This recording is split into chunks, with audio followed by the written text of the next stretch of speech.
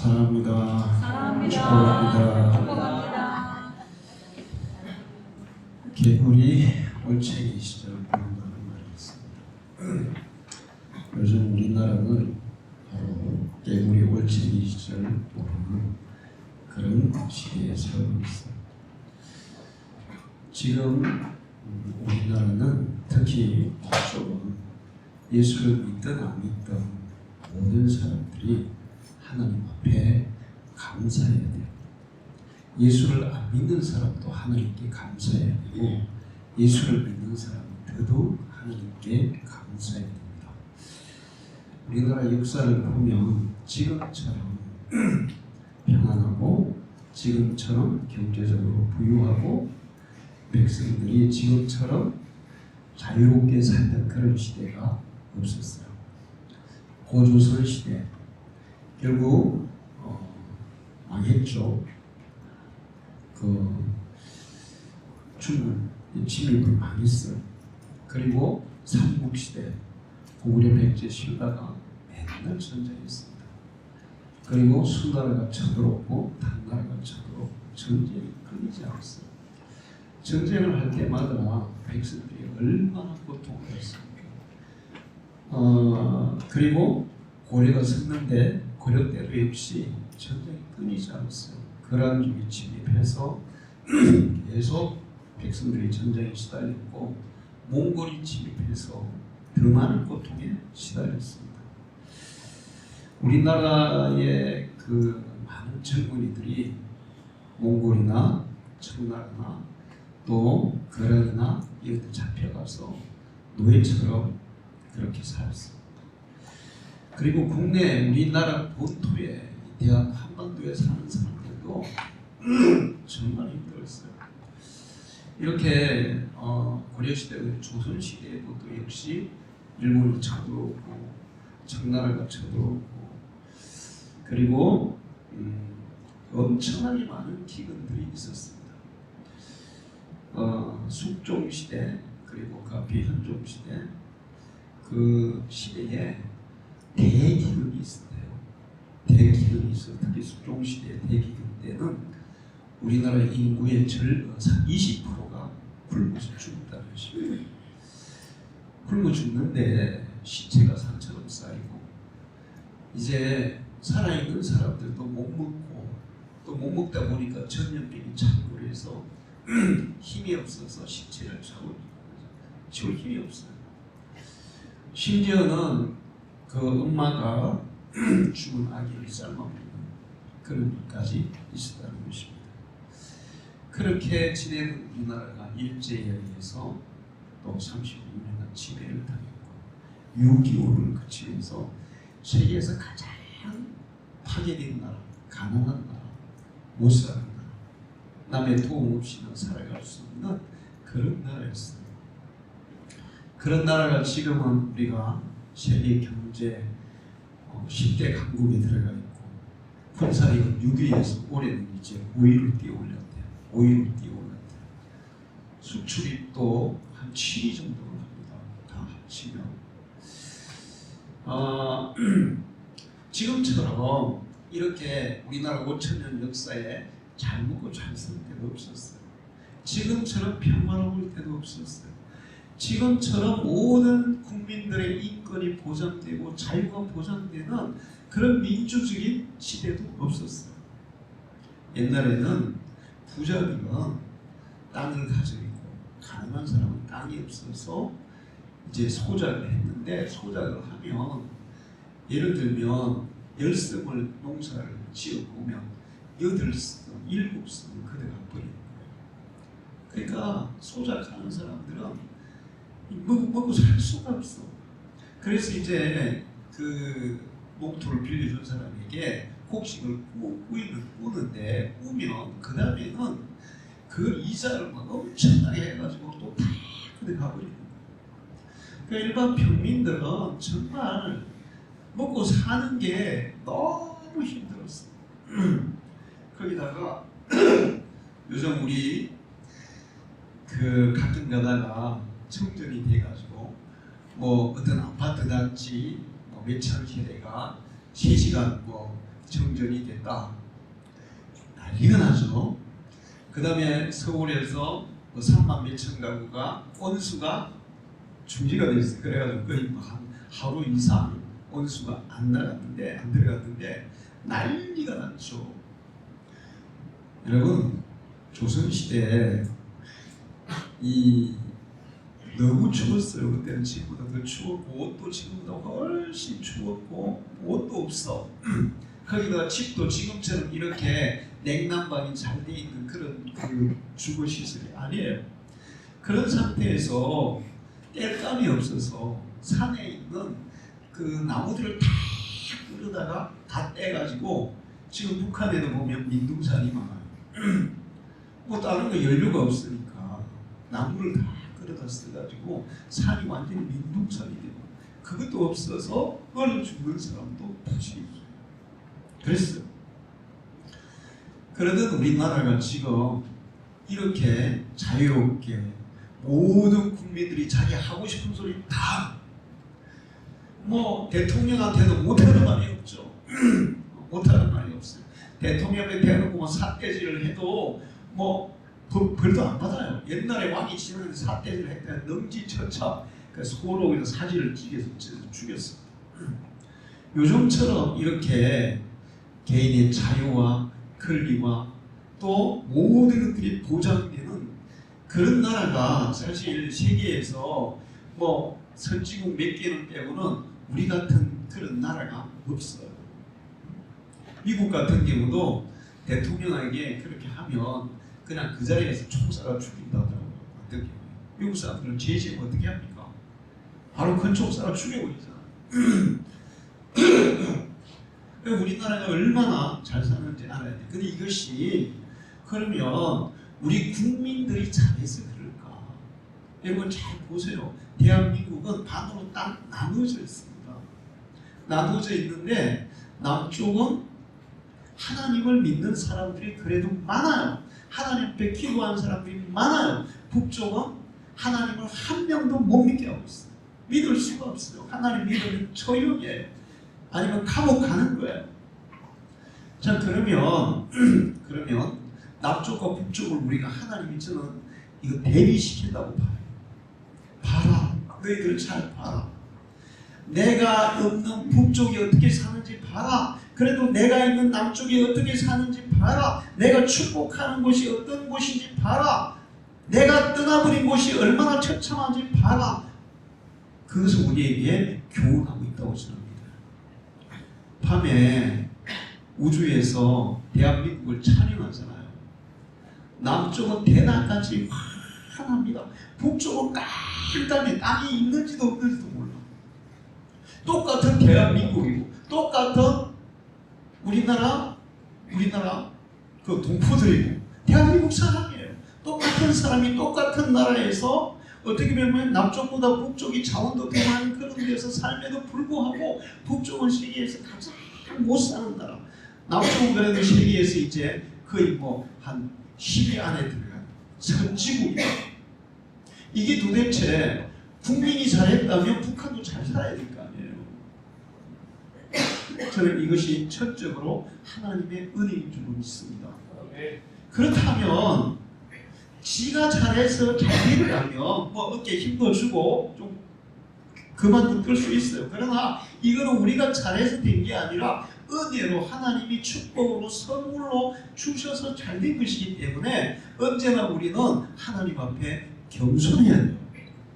그리고 하나님 앞에 감사해야 돼요.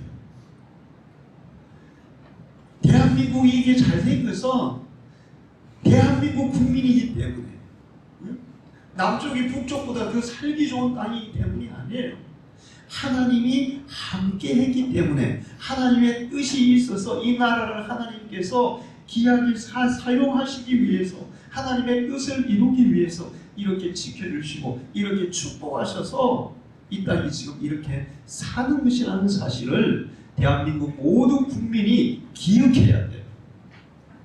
근데 요즘 우리나라는 정말 답답해요. 조금만 불편해도 아무 먹고 사는데 지장이 없는데 조금만 불편해도 그냥 데모하고 남 탓하고 지가 잘못해가 죽어도 남 탓하고 정작 국가를 위해서 죽은 사람들에게는 소원. 자기가 잘못해 죽어가지고 남 탓하고 그런 일들이 얼마나 많을지 몰라.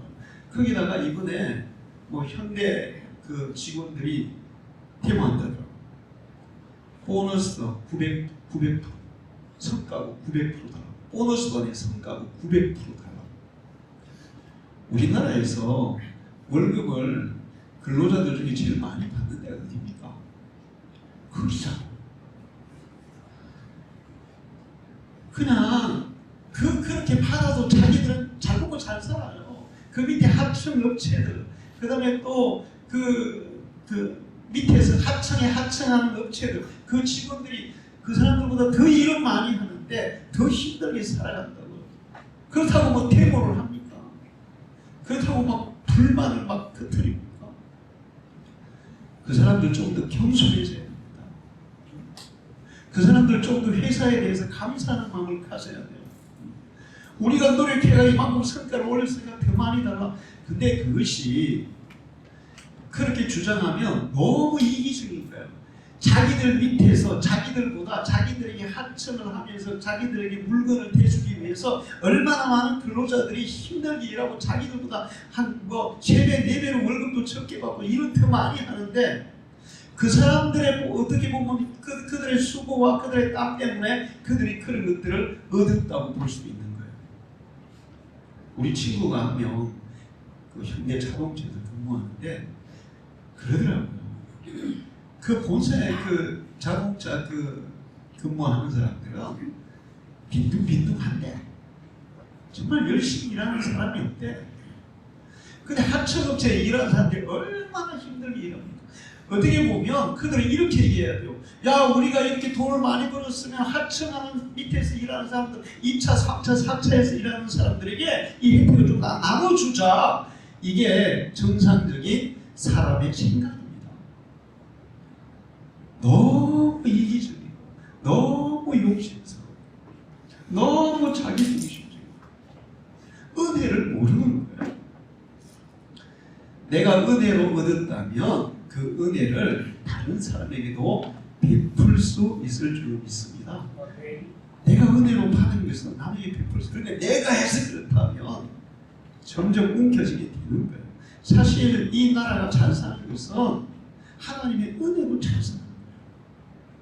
그러니까 그 받은 은혜를 다른 사람과 더불어 함께 나눠야 됩니다.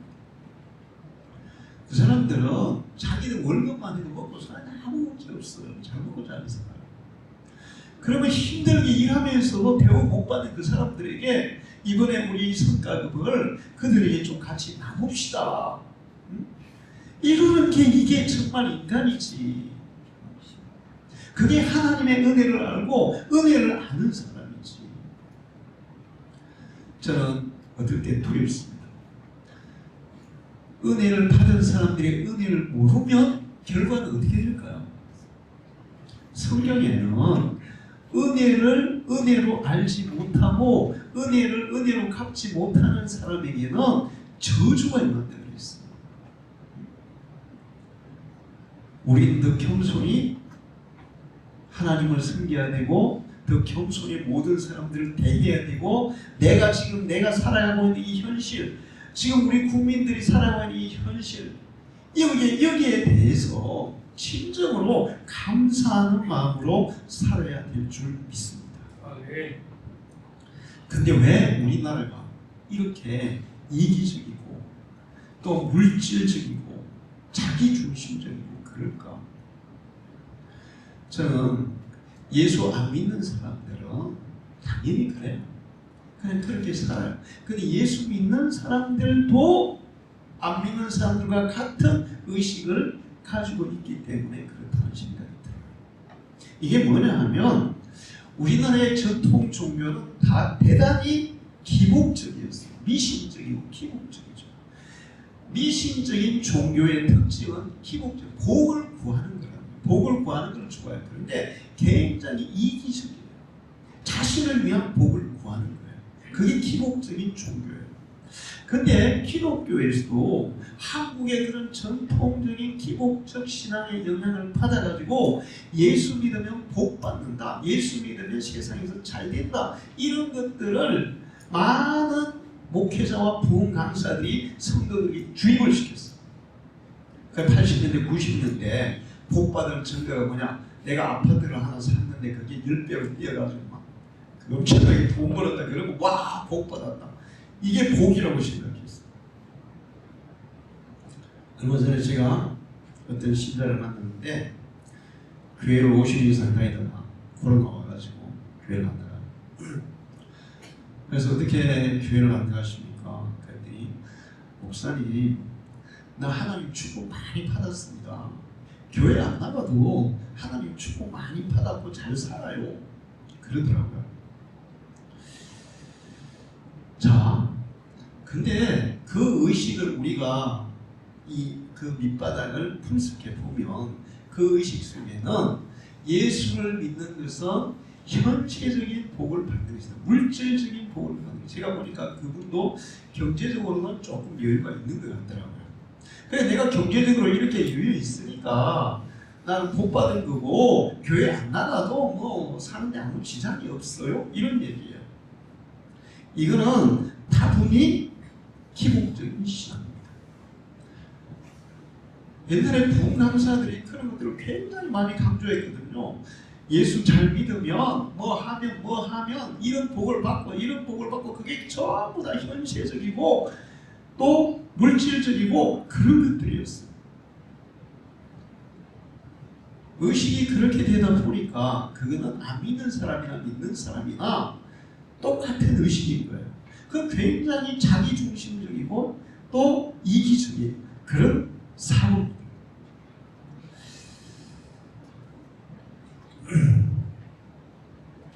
우리나라가 이렇게 잘 사는데도 불구하고 세계에서 1등 하는 게 많아요. 그 1등 하는 것 중에 뭐가 있을까요?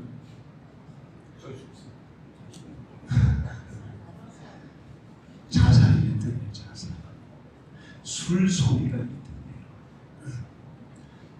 우울증 환자가 제일 많아요. 왜 그럴까요? 왜 그렇게 자살을 세계에서 제일, 그렇게 우리나라 잘 사는데 선진국에다가 경제 시리 안에 들어가는 그런 경제 대국에다가 다 밥 잘 먹고 잘 사는데 왜 그렇게 자살을 많이 하고 왜 그렇게 술을 많이 마시고, 여러분 술을 사람들이 왜 마실까요? 처음에는 그냥 저도 초등학교 다닐 때 그 호기심으로 먹어봤어요. 우리 어릴 때 이제 막걸리 이런 거 이제 담가가지고 먹었잖아요. 근데 그 막걸리 그냥 먹으면 맛이 없는데 색깔이 타가지고 먹으면 달짝지근하게 맛있더라고요. 제가 한번 그거 우리 어머니가 막걸리를 걸러가지고 논에 일하는 분들에게 막걸리를 배달을 시켰어요. 주전자에 큰 주전자에 배달을 시켰어요. 근데 제가 이제 조금 이렇게 비워가지고 색깔이 타가지고 먹으니까 달짝지근하게 맛있더라고요. 그래서 훌쩍훌쩍 한 잔에다가 2잔을 마셨어요. 근데 그 들고 가는데 갑자기 귀하더라고요. 그래서 탁 자빠졌어. 그래서 이제 이 주전자에 막걸리가 반이 쏟아진 거예요. 근데 일꾼들이 그 반으로는 안 돼. 이게 아니 큰일 났다 이거. 내가 이거 한 조금 마시다가 쏟았다가 우리 엄마한테 혼날 것 같고. 그래서 이 혼 안 나고 어떻게 그 사람들의 필요한 만큼 갖다 줄까? 궁리를 하다가 그래서 이제 한참 걸어 내려갔는데 그 우리 샘이 있어요. 샘에 가가지고 물을 가득 탔죠. 그리고 얼른 갖다 놓고 도망쳤어요. 이제 나 그러면 이제 뭐 양은 똑같으니까 아무 이상 없을 줄 알았어요. 색깔적으로 크게 차이 없죠.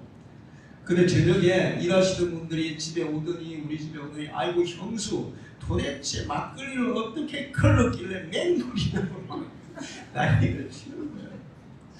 근데 그때 제가 그거 한 번 먹고 이거 막걸리를 먹으면 사람이 피하는구나. 먹으면 안 되겠네. 이런 생각이 들었어요. 이제 그러다가 우리 이제 시골에 있는 아이들은 그 술 먹는 아이보다 술 먹는 애들이 좀 있었어요. 많이는 안 먹지만 하루는 이제 소주를 가지고 이제 같이 먹자고, 우리 사람 체와 아이들 친구들이 소주를 먹자고. 그러면서 이제 나보고도 이제 소주잔에 이제 부어가지고 나보고 먹으라고 주는데, 내가 입에 딱 들어갔는데 갑자기 확 취하는 거예요. 아예 먹지도 않았는데. 그래서 제가 다 뱉었어요. 그리고는 취하더라고요. 그래서 야, 이거 별로 맛도 없는 거 이거 먹고 취해가지고 비틀거리고 이거 왜 먹어 이거. 그래서 제가 그다음부터는 아예 그냥 그 교회 안 다닐 때는 술은 입에도 안 댔습니다. 자, 그런데 술을 먹는 사람이 처음에 그렇게 시작하도 좀 먹다 보면 이제 술을 막 먹게 되고, 그리고 또 많은 사람들이 술을 먹는 이유 중에 하나는 그냥 현실을 잊어버리기 위해서다. 현실의 답답함, 불안함, 두려움, 불만, 이런 것들을 술을 먹고 취하면 잊어버린다는 거예요. 그래서 먹는다는 거예요. 그래서 술 소비가 그렇게 많다는 것은 우리 국민들이 불안과 초조와 염려와 불만, 이런 것들이 굉장히 많다는 거죠. 그럼 왜 우리나라가 그럴까요? 우리나라는 굉장히 경제발전 위주로 그렇게 국가를 경영했고 국민들도 그렇게 힘썼어요. 그러다 보니까 돈이 인생의 최고의 목적이 된 겁니다. 돈으로 다 하려고 그러고 돈이면 다 된다 그러고, 돈이 목적이 됐어요. 그래서 요즘 젊은 애들도 그냥 돈 많이 버는 쪽으로만 가려고 그래요. 뭔가 사회에 기여하고 국가에 기여하고 세계에 기여하는 이런 데는 관심이 없고 돈 많이. 심지어는 이 기업에 근무하다가 돈 많이 준다 하면 우리나라의 정말 그 고급 기술을 중국에 돈 몇 푼에 팔아버리잖아요. 이거는 엄청난 범죄예요. 국가를 위태롭게 하고 내 돈 얼마 벌리고, 그게 지는 뭐 10억 20억 받는데 실제로 그 가치는 몇 조의 가치가 있는 거예요. 그게 그리고 한 번으로 끝나는 게 아니라 그 기술을 빼앗겨 버리면 두고두고 우리가 손해를 보는 거죠. 그게 이제 돈 때문에 그런 현상들이 일어나는 거예요. 자, 왜 그럴까? 우리 국민들의 이 정신적인 가치, 심리적인 그런 상태가 그렇게 불안정하다는 것입니다. 정신적인 가치가 그렇게 굉장히 쇠퇴해 있다는 거예요. 근데 우리의 마음이 진정으로 편안하고 우리의 이 정신적인 삶의 가치관, 이런 것들이 고상해지려면 예수를 믿어야 돼요. 할렐루야. 예수를 믿어서 예수 그리스도의 진리가 우리 속에 있어야 돼요. 그리고 예수님께서 우리가 예수를 믿을 이 땅에서 우리에게 주시고자 하는, 우리가 물론 예수 믿으면 장차 하늘나라 영원한 천국에 가는 것은 분명합니다. 근데 이 세상에서 1차적으로 예수 믿는 사람들에게 하나님이 주시고자 하는 것은 물질이 아니에요. 물질이 아니에요. 예수님은 마태복음 11장 28절에 수고하고 무거운 짐진 자들아 다 내게로 오라, 내가 너희에게 부자로 만들어주겠다 그랬어요. 쉬게 하리라. 마음에 쉼을 얻게 하리라. 요한복음 16장 33절에 내가 너희에게 이르는 것은 너희로 내 안에서 평안을 얻게 하려 함이라. 세상에서는 너희가 환난을 당하나 담대하라. 내가 세상을 이기었노라. 예수를 믿는 사람들이 첫 번째 주고자 하는 것은 마음의 평안이고 안정이고 쉼이고 위로예요. 할렐루야. 그래서 로마서 14장 17절을 보면 하나님의 나라는 먹는 것과 마시는 것이 아니고 오직 성령 안에 있는 의와 평강과 희락이다. 할렐루야. 하나님의 나라, 예수 믿는 사람들에게 주어지는 첫 번째 은혜가 뭐냐? 잘 먹고 잘 사는 게 아니라 의와 평강과 희락이라는 거예요. 예수를 믿어서 죄와 싸워 이기고 악과 싸워 이기고 하나님 앞에 바르고 정직하고 정당하게 살아가는 그 자세를 가지고 하나님이 주시는 평안과 기쁨을 가지고 살아가는 것이 예수 믿는 첫 번째 예수 믿는 사람이 주시는 하나님의 은혜라는 것입니다. 이것은 내면적인 것이고 정신적인 것이고 영적인 거예요. 주님은 먼저 우리에게 이것을 주시기 원해요. 여러분 이것을 받으시기를 축원합니다. 여러분에게 이것이 있어야 그 다음에 현실도 변화되게 되어 있어요. 할렐루야. 옛날에 우리 그 정영수 그 권사님 그 우리 교회 와서 간증했어요. 근데 그분이 그런 얘기 하더라고요. 자기 이제 중학생 고등학교 선생님이었는데 과학 선생님. 근데 교회를 갔는데 11조 하면 물질주가 복을 준다 그러더래요. 그래서 자기가 이제 11조를 꼬박꼬박 했대. 근데 진짜 물질적인 복이 오더라는 거예요. 그런데 마음에는 평안이 없더래. 마음에는 기쁨이 없더래. 마음에는 즐거움이 없더래. 이게 뭐지? 예수 안 믿어도 어떤 사람은 돈을 잘 버는데 나보다도 부자 되는 사람도 있던데 예수를 믿어서 11조를 해서 물질적으로만 부유해진다면 과연 그게 뭐 예수 안 믿고 열심히 일해서 돈 버는 사람하고 무슨 차이야? 그게 진짜 기독교일까? 이런 생각이 들었다는 거예요.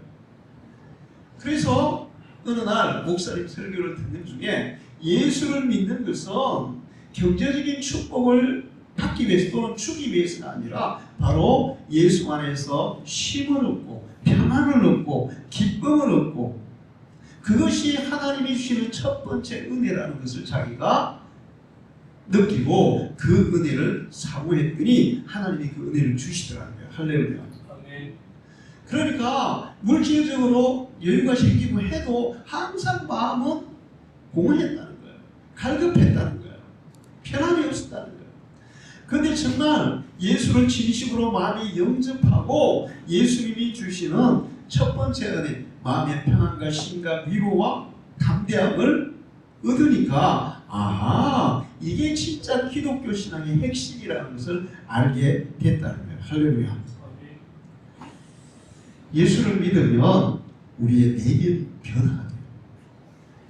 그리스도 예수 안에 있는 사람은 새로운 피조물이라. 여러분 새로운 피조물은 대단히 중요해요. 여러분 졸부라는 말 알죠? 어떻게 뭐 갑자기 뭐 시골에 땅값이 우리 여기 이제 생김에도 졸부 많죠. 졸부 많아요. 생김 땅값이 처음에 제가 올 때는 평당 4만 원이었어요. 4만 5만 원. 비싼 거 5만 원. 우리 땅은 근데 좀 비싸게 10만 원이 났어요. 앞에 땅 근데 5만 원이었어요. 우리가 교회 짓는다니까 좀 그 사람이 비싸게. 근데 그래도 싸잖아요. 7억 얼마예요? 150만 원, 170만 원. 땅값이 미쳤어. 근데 그렇게 하니까 막 땅값이 있는 사람이 갑자기 막 졸부가 됐어. 그러면 부자가 됐으면 그 사람들의 인격이 바뀌었습니까? 그 사람들의 삶이 바뀌었습니까? 그 사람들의 의식이 바뀌었습니까? 그들의 마음 상태가 바뀌었습니까? 그대로예요. 졸부가 되면 더 나빠지는 경우가 많아요. 더 못되게 경우가 많아요. 그런데 예수를 믿으면 먼저 우리의 내면이, 우리의 영혼이, 우리의 인격이, 우리의 삶이 변화가 일어나요. 할렐루야. 그게 예수 믿는 증거예요. 뿐만 아니라 예수님이 우리에게 찾아오셔서 우리 속에 예수가 있을 때 우리의 삶의 목적과 우리의 삶의 가치가 달라질 줄로 믿습니다. 그래서 그 삶의 열매가 달라지는 거예요. 삶의 열매가 달라지는 거예요. 오늘 성경은 포도나무와 가지 비유를 통해서 포도나무 가지는 포도나무에 붙어 있어야 좋은 열매를 맺는다. 포도나무 가지가 포도나무에 붙어 있듯이 우리가 예수님께 붙어 있어야 우리 인생에 좋은 결실들이 맺혀진다. 이 말씀을 하고 있습니다. 예수를 믿는 사람에게 변화들이 일어나는데 요한일서 4장 13절을 보면 그의 성령을 우리에게 주심으로 우리가 그 안에 거하고 그가 우리 안에 거하는 줄을 아느니라. 성령이 우리에게 오심으로 우리가 하나님을 아버지라고 부르느니라. 그렇게 말씀하고 있어요. 예수를 믿을 때 하나님의 영을 우리에게 부어주시고 성령이 우리에게 임하시면 우리가 하나님의 자녀라는 확신을 가지고 하나님을 아버지라 불러요. 할렐루야. 이게 여러분 얼마나 귀한 분이잖아요. 감히 벌레 만도 못하는 인간이 우주를 그냥 인간이 지금 이렇게 있으니까 인간같이 좀 우주에서 한번 바라봐 보세요. 먼지보다 못해요. 그런 존재인 인간에게 이 우주 만물을 창조하시고 이 우주 만물을 다 깨뜨려 보시는 하나님이 딱 우리를 벌레만도 먼지만도 못하는 우리를 너는 내 자녀야. 내가 예수를 내 아들 예수를 믿었으므로 너는 내 자녀로 내가 인정하노라. 그러면서 우리에게 아버지라고 부를 수 있는 자격을 주신 게 이게 얼마나 큰 겁니까? 감히 우리가 하나님을 창조주를 아버지라고 부르는, 창조주를 아버지라고 부른다면 여러분은 세상에 아무것도 두려움이 없을 줄로 믿습니다.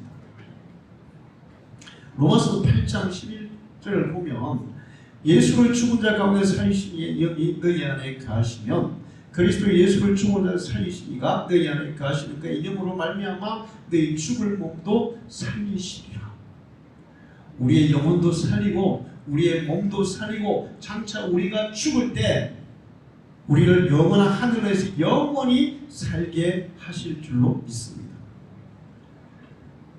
뿐만 아니라 우리가 예수를 믿게 되면 죄와 싸워서 이기는 능력이 생겨요. 할렐루야.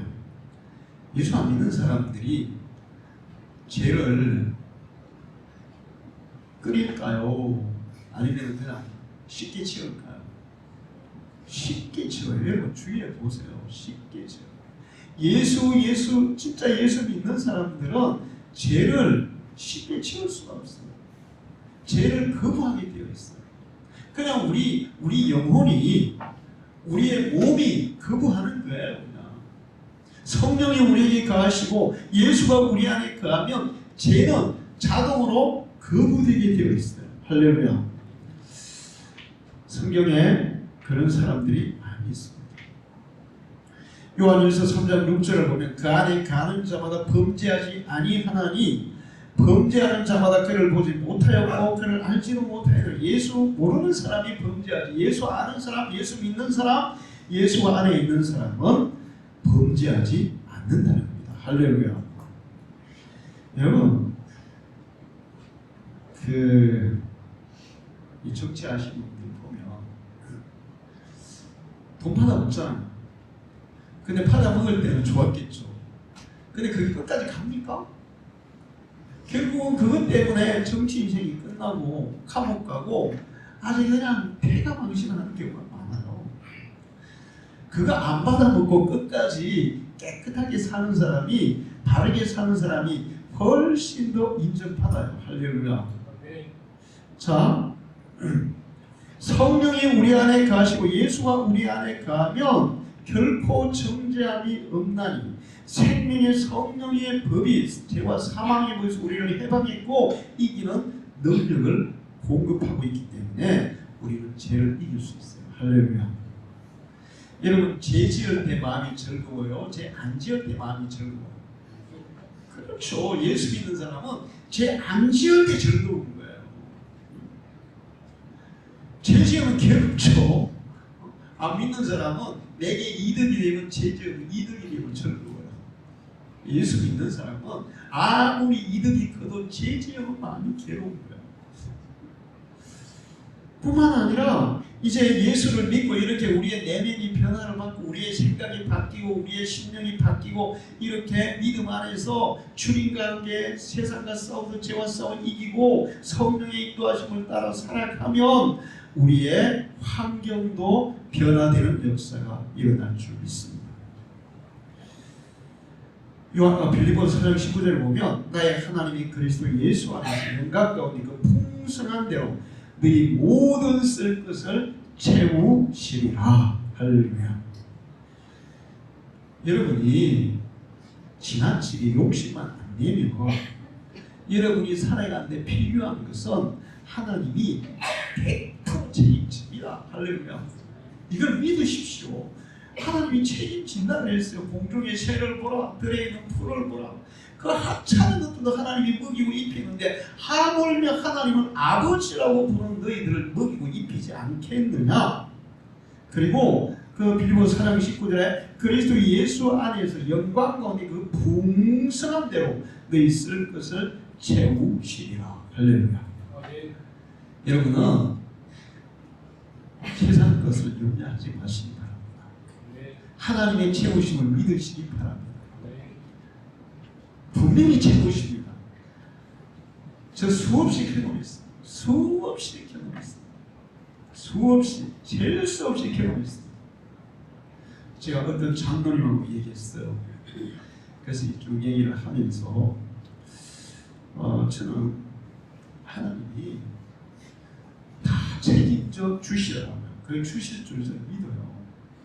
그래서 내가 지금 뭐 돈이 있냐 없냐, 그리고 내가 은퇴 후에 뭐 살아갈 방도가 있냐 없냐, 이런 데 대해서는 나는 조금도 신경 안 씁니다.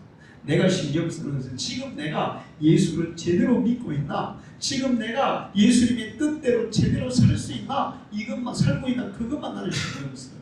나머지는 그분이 다 책임질 거예요. 그랬더니 그걸 어떻게 믿을 수 있냐 그러더라고요. 그래서 제가 그거 그냥 믿으시는 아니에요. 우리가 살아가면서 하나님이 나를 책임져 주신 경험들이 쌓여야 그게 믿으시는 거예요. 할렐루야. 그래서 믿음으로 믿음에 이르게 하는 줄로 믿습니다. 믿음이 하늘에 뚝 떨어지는 게 아니야. 처음에 우리가 믿음이 없어. 근데 하나님이 이렇게 말씀하셨어요. 근데 이게 진짜 되겠어 이거? 과연 될까? 안 될 거 아니야? 그래도 하나님이 말씀하셨으니까 아멘 순종하면 되거든요. 되네. 처음에 우리가 교회 객체가 와서 3층을 지었어. 3층을 지고 나니까 신자들이 목사가 미쳤나? 그렇게 생각했죠. 아니 돈도 없는데 23만 원인데 5억짜리 건물을 어떻게 짓습니까? 신자들도 7명만, 난 우리 집사람하고 합쳐서 7명이 되거든요. 어떻게 지어요? 근데 지었거든요. 짓고 나니까 그분들이 와 진짜 하나님이 하시네. 할렐루야. 동네 사람들은 내가 무슨 서울에 부자 친척이 있어가지고 거기서 돈 줘가지고 짓는 줄로 알더라고. 부자 친척이 있죠. 부자 친척 우리 외삼촌들이 부자였어. 굉장히 부자였어. 그런데 한 푼도 주실 일이 없어요. 막내 외삼촌만 우리 봉고 쳤을 때 반을 부담이 줬죠. 건축한테 1원도 보태줄 일이 없어요. 근데 그분들보다 더 부자이신 분이 하나님이세요. 할렐루야. 우리를 풍성하게 채우시는 분이 하나님이세요. 너희 쓸 것을 채우시리라. 우리가 예수 안에 살아가면 여러분의 모든 삶을 주님이 책임지시고 채우심을 믿으시기 바랍니다. 내가 예수 안에 살아가냐, 예수와 상관없이 살아가냐, 그것만 점검하면 돼요.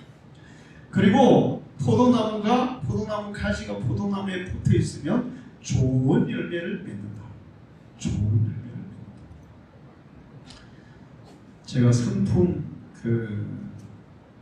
공부 준비를 하면서 긍정적 태도에 대한 준비를 하는데, 가나안 땅을 정탐한 정탐꾼들이 포도 송이를 하나 땄어요. 근데 어떻게 했죠? 그걸 두 사람이 작대기에 깨내가지고 치고 왔잖아요. 여러분 그거 믿어져요? 믿어져요? 근데 조사를 해봤어요. 과연 이렇게 두 사람이 작대기에 깨가지고 이렇게 짊어져야 되는 포도송에 과연 있을까? 조사를 해보니까 있더라고. 진짜 지금도 있어. 포도송이가 사람 키보다 더 커. 그래가지고 이거는 들 수가 없어요. 내가 다음 주에 내가 보여줄게. 그림이 아니야. 사진이야, 사진. 포도송이 얼마나 큰지 이렇게 막 짊어지고 그래야 들 수 있는 그런 게 있더라고요. 예수 안에서 우리가 살아가면 주님은 그렇게 정말 상상도 할 수 없는 좋은 열매들을 우리에게 맺게 하실 줄로 믿습니다. 여러분 속에 주님이 가시기를 축원합니다. 그래서 여러분이 좀 더 고상한 신앙인이 되기를 축원합니다. 여러분의 마음에 평안과 기쁨이 있는 삶을 살아가기를 축원합니다. 세상에 대한 염려와 두려움이 없이 담대한 믿음으로 하나님이 책임진다는 확신을 가지고 살아가기를 축원합니다.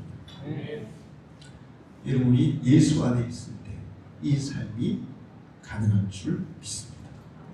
기도하겠습니다. 하나님 아버지, 오늘도 저희들을 주의 전에 불러주셔서 예배하게 하시고 귀한 말씀 주셔서 감사합니다. 우리가 예수 안에 참 믿음으로 살아갈 때 우리의 마음에 누리는 평안과 기쁨, 우리의 삶의 가치관, 우리의 인생관, 우리의 삶의 목적, 그 모든 것들이 변화되고 하나님의 뜻대로 살아갈 때 우리의 현실도 날마다 변화되고 정말 하나님이 채우시고 하나님이 책임지시는 그 은혜와 복을 누리며 살아가게 될 줄 믿습니다. 우리 반죽의 성도들이 예수 안에서 정말 풍성한 결실을 맺으며 하나님 주신 이 좋은 것들을 풍성히 누리며 살아가는 믿음의 사람이 되게 해 주옵소서. 예수님의 이름으로 기도하옵나이다.